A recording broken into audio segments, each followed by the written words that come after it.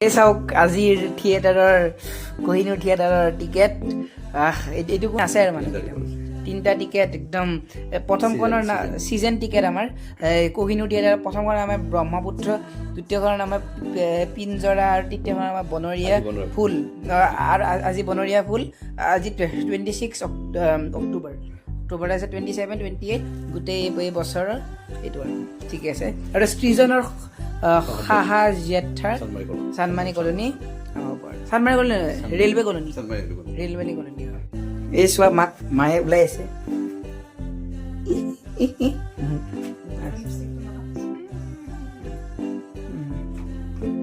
আইনাখন উঠাই দিছো এইফালে